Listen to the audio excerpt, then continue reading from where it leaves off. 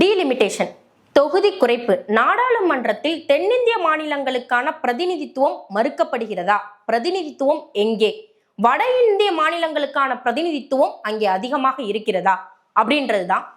தென்னிந்திய மாநிலங்கள் அப்படின்னு எடுத்துட்டோம்னா தமிழ்நாடு, கேரளா, கர்நாடகா, தெலுங்கானா இது எல்லாமே நம்ம சொல்லலாம். தமிழ்நாட்டில் நமக்கு ஒதுக்கப்படுற எம்பி சீட் எவ்வளோ? 39. இப்போ மற்ற கேரளா, கர்நாடகா, தெலுங்கானா இது எல்லாத்தையுமே நம்ம சேர்த்து சொன்னோம் அப்படின்னா 129 சீட்டு. இதுவே நம்ம நார்த் இந்தியனுக்கு போகும். அதுல வந்து நிறைய ஸ்டேட் இருக்கு. அதுல குறிப்பா நம்ம சொல்லணும்னா உத்தரப்பிரதேஷ், பீகார், மகாராஷ்டிரா இந்த மாதிரியான ஸ்டேட்டுக்கெல்லாம் சொல்லலாம். அதுல உத்தரப்பிரதேசத்துல மட்டும் 80 சீட்டு, பீகார்ல 40, மகாராஷ்டிரால 48. அப்போ 1952ல சென்ட்ரல் கவர்மெண்ட் ஒன்றை கொண்டு வருது, ஃபேமிலி பிளானிங் ப்ரோக்ராம் அப்படின்னு சொல்லிட்டு. அப்போ இது மூலியமா ஒவ்வொரு ஸ்டேட்ல உள்ள பாப்புலேஷனை நம்ம கட்டுப்படுத்தணும், நம்ம ஒரு கட்டுக்குள்ள வச்சுக்கணும் அப்படின்னு சொல்லிட்டு அதை எந்த மாநிலங்கள் இப்ப அதை வந்து ஃபாலோ பண்ணிட்டு வர்றாங்க அப்படின்னு பார்த்தா சவுத் இந்தியன் ஸ்டேட் தான். அப்ப நம்ம வந்து அதை ஃபாலோ பண்ணி நம்ம வந்து பாப்புலேஷனை ஒரு கட்டுப்பாட்டுக்குள்ள வச்சிருக்கோம். ஆனா வட இந்திய மாநிலங்கள் யாருமே அந்த இதை ஃபாலோ பண்றது கிடையாது. அப்போ ஆட்டோமேட்டிக்கா அங்க பாப்புலேஷன் அதிகமாகும். பாப்புலேஷன் அதிகமாயிருச்சு அப்படின்னா எம்பி சீட்டும் அவங்களுக்கு அதிகமாகும். அப்போ இப்ப நமக்கு 129 சீட் அப்படின்னு நம்ம சொல்றோம். ஆனா அவங்களுக்கு வந்து எம்பி சீட் அதிகமாகி ஆல்ரெடி அவங்களுக்கு அதிகம் தான்.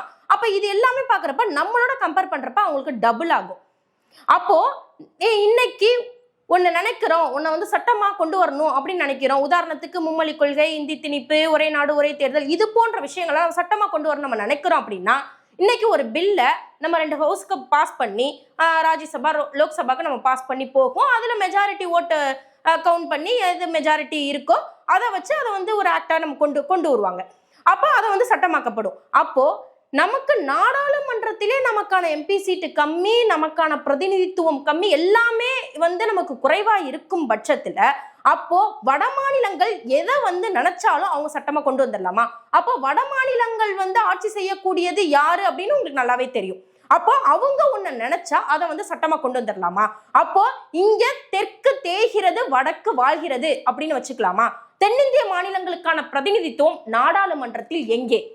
அது மறுக்கப்பட்டதா? நம் மண்ணை நாமே காப்போம்.